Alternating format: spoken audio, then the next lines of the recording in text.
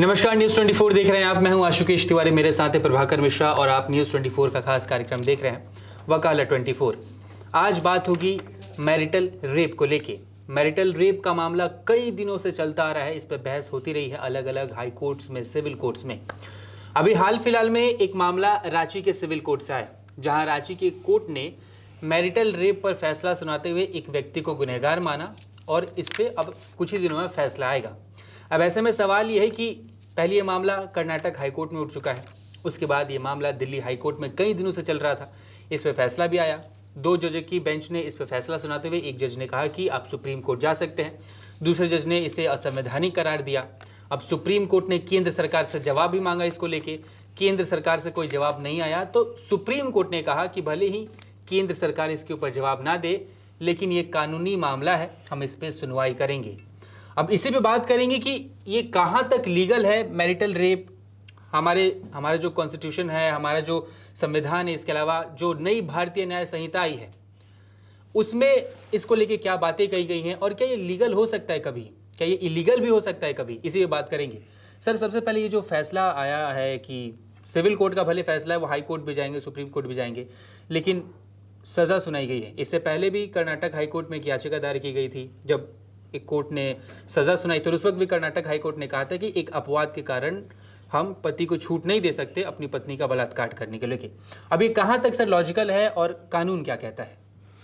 देखो, कानून के जो प्रोविजंस हैं, आईपीसी में जो रेप की परिभाषा दी गई थी 375 में, अब उसकी जगह पर भारतीय न्याय संहिता ने ले लिया, उसको रिप्लेस किया है 63 सेक्शन 63 ऑफ भारतीय न्याय संहिता। एक्सेप्शन वहाँ भी था, एक्सेप्शन यहाँ भी है कि पति अगर पत्नी के इच्छा के विरुद्ध उसे संबंध बनाता है तो वो रेप के दायरे में नहीं आएगा। पति को एक्सेप्शन दिया गया। शर्त लगाई गई थी पीछे, पुरानी आईपीसी में शर्त बस इतनी सी कि लड़की की उम्र, पत्नी की उम्र 15 साल से कम होगी तो कम नहीं होनी चाहिए। अगर कम होती तो रेप का मामला बनता है। इसमें नए कानून में उस 15 साल को 18 साल कर दिया गया कि 18 साल से कम की लड़की है, पत्नी है, और उसकी मर्जी के खिलाफ अगर शारीरिक संबंध पति बनाता है तो तब वो रेप के दायरे में आता है, नहीं तो एक्सेप्शन दिया। तो मतलब ये कि 18 साल से ऊपर की पत्नी अगर है, लड़की अगर है, और उसकी शादी होती है और पति उसके मर्जी के बगैर भी संबंध बनाता है तो वो रेप के दायरे में नहीं आएगा जी। ये एक पुरानी बहस है। जब से इस देश में महिला अधिकारों की, समता की बात आई, तब से ये बात उठनी शुरू हुई। और उसकी वजह भी है कि शादी में, मतलब विवाह में, ये विवाह एक संस्था है और इस विवाह में केवल पति की इच्छा सर्वोपरि, जो पुरुषवादी समाज रहा, अपना पैट्रियार्की रही है, तो वहाँ पर हमेशा स्त्री के भाव क्या है, स्त्री की अनुमति क्या चीज होती है, हमारे समाज ने नहीं देखा। तो यहां पर यह कहना कि इस मामले में भी शादी तो इसी के लिए होती है, शादी परिवार संतति बढ़ाने के लिए तो होती है, ठीक है, लेकिन इसके अलावा शादी इसलिए भी होती है कि वो शारीरिक संबंध उसमें एक बहुत बड़ा फैक्टर भी है। और यहां पर पत्नी से सहमति मांगा जाए और पत्नी ना कह दे तो ये एक ऐसी चीज रही है जो शुरू में इस कंसेप्ट को नहीं देखा गया। प्रत्येक समाज इवॉल्व करता है धीरे धीरे तमाम चीज़ों से। बाकी के देशों के बारे में नहीं बात करूंगा। हिंदुस्तान में ये स्थिति के बारे में कल्पना करना कुछ समय पहले तक वो नहीं था पॉसिबल, लेकिन अब बात हो रही है कि पति और पत्नी दोनों समतल ध्रुव पे हैं, उनकी दोनों की मतलब बहुत जगह, बहुत हद तक। तो वहां पर ये बात मांग होने लगी और ये बहस चल पड़ी कि भले ही पत्नी है, उसकी इच्छा का सम्मान होना चाहिए जी। और यहां पर चूंकि रेप जो है एक ऐसा क्राइम है जो मतलब विभत्स क्राइम की श्रेणी में रखा गया है, तो क्या केवल शादी हो जाने से ही वो क्राइम करने की छूट मिल जाती है क्या? भले ही पति ही हो तो क्या है?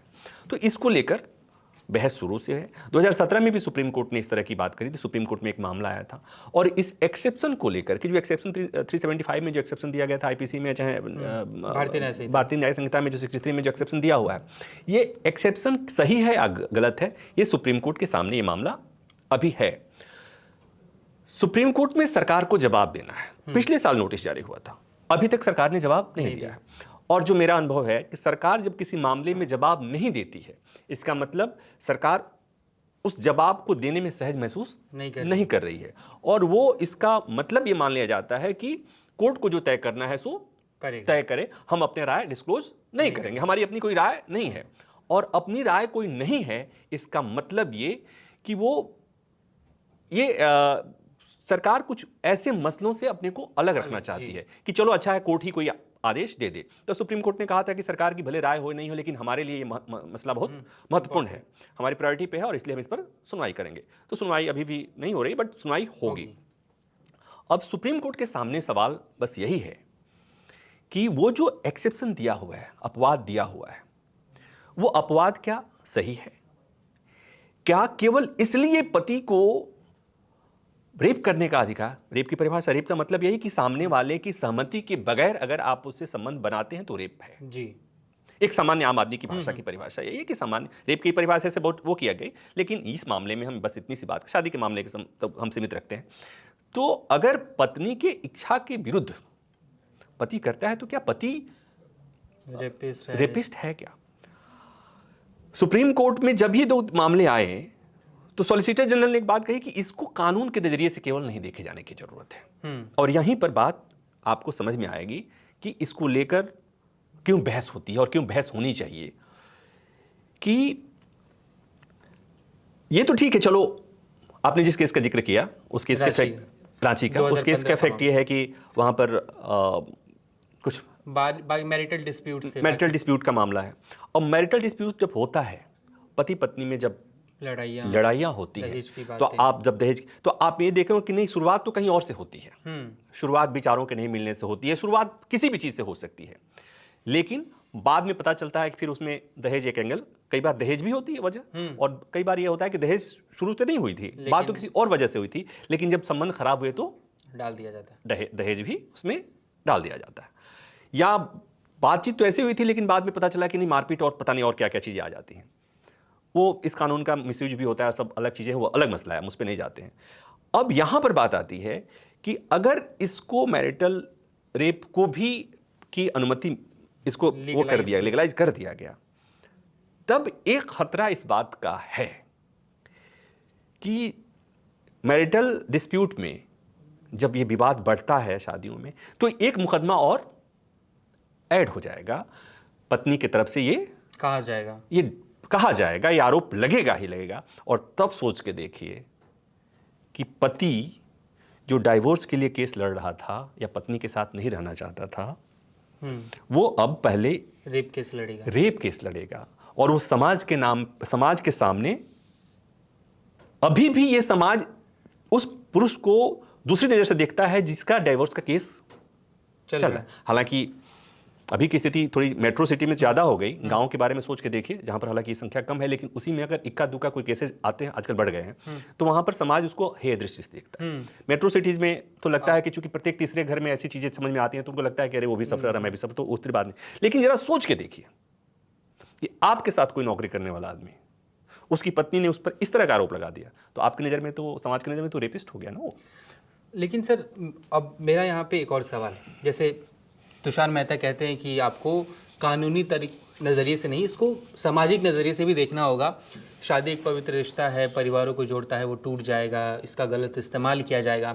लेकिन समझिए कि एक चीज़ यहाँ पे कि आप ये भी तो कर सकते हैं कि मान लीजिए रेप हुआ, पति ने पत्नी की सहमति के बगैर रिश्ता बनाया, तो आप कुछ ये इंट्रोड्यूस कर सकते हैं जो आप न्याय संहिता लेके आए हैं, उसको बोला गया कि और अच्छा किया गया है, इंडियन सोसाइटी के हिसाब से उसे बनाया गया है। तो आप इंडियन सोसाइटी के हिसाब से ये भी तो कर सकते थे कि उस अपवाद को हटा देते। आप ये कहते कि अगर किसी महिला के साथ रेप होता है, क्योंकि एक्सेप्शनल केस है, बहुत कई में एक आएगा, तो अगर जब ये केस आएगा और चाहे वो कोई भी डिस्प्यूट हो, मैरिटल डिस्प्यूट हो या कोई भी डिस्प्यूट हो, उसमें अगर ये केस को इंक्लूड किया जाएगा और अगर वाइफ ये बोलती है कि 4 महीने पहले ऐसा हुआ था, मैं अब रिपोर्ट कर रही हूँ, तो कोर्ट वहाँ पे पूछे, आप एक सेक्शन को इंक्लूड करो कि अगर आपके साथ रेप होता है तो आप 24 घंटे के अंदर, 28 घंटे के अंदर, 48 घंटे के अंदर उसको रिपोर्ट करो, क्योंकि रेप के बाद ही आपको रिपोर्ट करना चाहिए। आप 4 महीने बाद इसे रिपोर्ट करने के लिए आ रहे हो और फिर बोल रहे हो कि उस वक्त हुआ था, मैं अब बता रही क्योंकि अब मेरा जुबान खुला है। तो ऐसा कुछ करके ऐड अच्छा, करके। एक बात बताओ,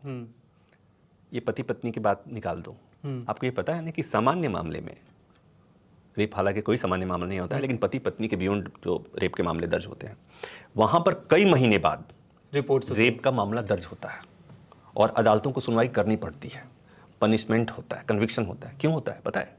इसलिए कि ये मान के जाता है कि जो पीड़ित है वो किसी भी पॉइंट, हो सकता है कि उस पॉइंट ऑफ टाइम जिस समय ये क्राइम हुआ उस समय उस मेंटल स्टेट में नहीं थी कि वो रिपोर्ट करा सके, और इसलिए उसको ये कानून व्यवस्था उसको इतना प्रिविलेज देती है कि पीड़ित है वो उस समय नहीं कर सकती थी। अब सोच के देखिए, आपने ये तो कह दिया, लेकिन क्या किसी मैरिटल डिस्कोर्स में, डिस्प्यूट में, क्या ये वजह नहीं हो सकती कि एक वर्किंग लेडी जो थक के आती है, पति उसका कंसेंट नहीं लेता, उसके साथ जबरदस्ती करता है, एक बार करेगा, 2 बार करेगा, 3 बार करेगा, बाद धीरे धीरे चीजें बढ़ती जाएंगी। वो 6 महीना सफर करती है, वो साल भर सफर करती है, और उसके बाद वो कहती है कि हमारे पति से नहीं बन रहा है, मुझे डाइवोर्स, और फिर तब वो उसमें ये लगाती है। तो क्या आप कहेंगे कि आज क्यों करने जा रहे हो? पहले करना चाहिए। अब खुद आप सोच के देखिए कि क्या ये कहना जस्टिफाइड है? लेकिन सर ये भी कहना जस्टिफाइड नहीं होगा ना कि कोई बात नहीं, वो कर रहा है, करने दो, तुम्हारी उम्र 18 साल से ऊपर है। नहीं, ये नहीं कर सकते। कुछ नहीं, मैं तो ये बिल्कुल नहीं कर सकता हूँ, ये तो मैं बिल्कुल नहीं कर सकता हूँ। तो इसका तरीका आपने एक अच्छी बात कही कि जब हमें ये जो हमारे कानून, जिसे हमने कहा कि भारतीय न्याय संहिता, ये जो नए कानून, ये हमारे कानून हैं। इसके पहले के जो कानून थे वो औपनिवेशिक कानून थे, अंग्रेजों ने, हाँ, तो औपनिवेशिक कानून थे। तो ये जो कानून बने तो हमारे हिसाब से बनने चाहिए थे, और इन चीजों को इसलिए कि आज के समय में जब समाज हमारा इतना एडवांस रोज रोज बढ़ रहा है, तो इसको जाना चाहिए था। और तब बात आती है कि जब नए कानून की आलोचना करने वाले आलोचना करते थे तो यही बात कहते थे कि नाम बदल गया है, सब कुछ सेम, चीजें वही रह गई हैं करीब करीब, और वो कमी आप आज महसूस कर रहे हैं कि इसमें वो चीज होनी चाहिए थी।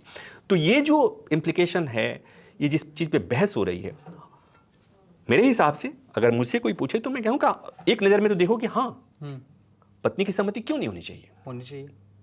वो आपकी केवल पत्नी है, इसलिए उसके साथ जबरदस्ती करने का अधिकार किसने दे दिया? तो बिल्कुल होनी चाहिए। लेकिन द सेम टाइम दूसरी तरफ अगर ये हो गया तो उसके दुष्परिणाम क्या होंगे? दुष्परिणाम ये होंगे, क्या क्या हो सकते हैं, वो ये कि अगर पति को ये पता है कि पत्नी की मर्जी नहीं है, उसने मना कर दिया, 1 बार मना किया, 2 बार मना किया, हो सकता है कि पति को यह कि इस लफड़े में कौन पड़ना जाए, रहने देते, रिश्ते खराब होंगे। तो रिश्ते खराब होंगे, और इस रिश्ते को ठीक करने का कानून में कोई प्रावधान नहीं जी। कोई सेक्शन, कोई क्लॉज, कोई सब क्लॉज नहीं लगाया जा सकता, कोई शरीर आप नहीं घुस के देख सकते। अब धीरे से क्या हो सकता है, धीरे धीरे पति पत्नी में जो शादी को बांध के रखने के जो तमाम फैक्टर्स हैं, उसमें से एक फैक्टर ये भी है, वो फैक्टर धीरे धीरे खत्म हो जाए। ऐसे ही लोगों के जीवन में सेक्स नहीं है, मेट्रो सिटीज में जो लोग वर्किंग लोग हैं, वैसे ही उनके जीवन में सेक्स नहीं है, खत्म हो रहा है धीरे धीरे। अपराध भले बढ़ रहे हों, सड़कों पे अपराध बढ़ रहे हैं, सड़कों पे लड़कियां सुरक्षित नहीं हैं, सड़कों पे महिलाएं सुरक्षित नहीं हैं, लेकिन घरों में पुरुष और महिलाओं में सेक्स खो गया है। ये एक बहुत सामान्य फेनोमेना है। तो ये चीज वो जब जैसे ये करेंगे उसमें भय आ जाएगा कि पता नहीं उसका मन नहीं, हमने कहा, और वो उसने कहीं कल को मेरे खिलाफ केस कर दे। तो एक ये एप्रीहेंशन होता है, एक भय है, लेकिन साथ ही साथ इसकी भी इजाजत नहीं दी जा सकती। मुझे लगता है कि हमारे समाज को इसके लिए जागरूक होने और किए जाने की जरूरत है। एक सुप्रीम कोर्ट की वकील हैं, नाम नहीं लूंगा, उनके सामने किसी ने कहा कि आपके हस्बैंड, तो उन्होंने कहा कि व्हाट इज हस्बैंड, हस्बैंड क्या होता है, ही इज माई पार्टनर। तो हम लोग बहस कर मान लगे कि मतलब इसमें क्या दिक्कत हो सकती है। तो पता चला, बहुत कम लोग इस नोटिस किए होंगे कि हस्बैंड को पति जो कहा जाता है हस्बैंड, इस हस्बैंड का मतलब आप देखोगे हस्बैंड क्या होता है, हस्बैंड का जो आप लिटरल मीनिंग सुनेंगे ना, आपने सुना होगा एनिमल हस्बेंड्री डिपार्टमेंट होता है। एनिमल हस्बेंड्री डिपार्टमेंट जो जानवरों का रख रखाव करता है, हस्बेंड्री इज दैट इज रख रखाव करना, रखना। हस्बैंड डिनोट्स दैट रखना, जो अपने यहाँ एक सामान्य ट्रेडिशनल उसमें कहा जाता है, बोलचाल की भाषा में। और ये शब्द तब आया होगा जब स्त्रियां पूरी तरह से पराधीन थी मर्दों के ऊपर, जो मर्दों के ऊपर, जो मर्द रखता था उसका देखभाल करता, जैसे जानवरों को रखा जाता है।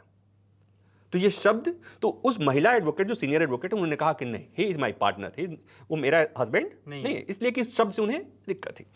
अब दूसरी बात सुनिए, सुप्रीम कोर्ट में एक मामले की सुनवाई चल रही थी, मैट्रिमोनियल डिस्प्यूट था, दोनों पेश हो रहे थे, हस्बैंड वाइफ, और कोर्ट ने पूछा, वकील से पूछ करके बताइए कि क्या अभी भी ये फिजिबल है कि साथ रह सकते हैं।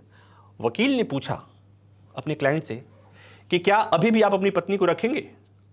जस्टिस नागरत्ना, जो कुछ दिन बाद सीजीआई बनेंगी, जस्टिस नागरत्ना ने कहा कि व्हाट इज दिस लैंग्वेज, रखना क्या होता है, रखेंगे क्या होता है, पूछिए कि क्या साथ रहेंगे, शब्द को समझिए।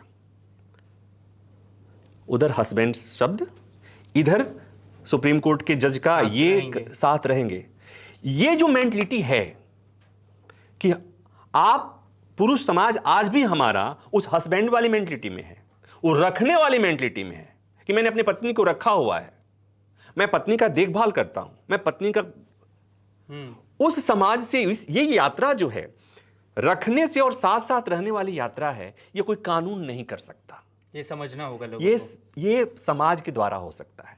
और जब ये यात्रा हम पूरी कर लेंगे, रखने से और साथ साथ रहने वाली यात्रा अगर हम जब पूरी कर लेंगे, इसमें कोई आईपीसी और किसी बीएनएस की जरूरत नहीं पड़ेगी, कोई मैट्रिमोनियल डिस्प्यूट होगा ही नहीं, पहली बात तो होगा ही नहीं, और होगा भी तो उसका कुछ इस तरह का सॉल्यूशन निकलेगा कि सॉर्ट आउट हो जाए। तो मुझे लगता है कि अभी मैं तो कम से कम इस स्थिति में नहीं हूं कि कोई दोनों में से कोई स्टैंड ले सकूं कि उसे रेप बना दो, और दूसरी तरफ मैं ये कहूं कि नहीं, ये ठीक है, ये अधिकार हो, इसलिए कि जब तक महिलाएं घर में थी, हालांकि जब घर में भी थी तो भी उनके पास तमाम काम होते थे, पूरा हाउस होल्ड देखना, तो उनके पास वो भी थकती हैं, वो भी मशीन नहीं है। आज तो उनको घर भी देखना होता है और बाहर से भी करके आना होता है। तो वो उस मिजाज में है या नहीं, उस मेंटलिटी में है या नहीं, उस पोजीशन में है या नहीं, और आपने वहां पर नहीं, हमें तो अभी, तो ये तो मतलब एक तरह से अमानवीय होता है ना। और आप यकीन मानिए, अभी भी प्रत्येक दूसरे हाउस होल्ड में यह समस्या होती है, झगड़े होते हैं, लोग लिहाज करते हैं। महिलाएं आज भी, चूंकि पति परमेश्वर वाला कंसेप्ट आज भी थोड़ा थोड़ा है, या लोग क्या कहेंगे, अदालत में महिलाएं नहीं जा पाती, पुलिस को कॉल नहीं कर पाती, और आज भी घरों में पत्नियों का शोषण होता है अपने पतियों द्वारा। कम से कम इस मामले में तो जरूर होता है, उनकी इच्छा नहीं पूछा जाता। मुझे लगता है कि स्कूलों में, विश्वविद्यालयों में, अपने संस्थानों में इसको समझाए जाने की जरूरत है, बताने की जरूरत। जस्ट कि एक बार पूछ लो सहमति, उनकी सहमति का भी, और तब इस लिहाज से भी कि अगर पूछेंगे, सामने वाले का मन होगा, तो शायद आप ज्यादा आनंद लेंगे।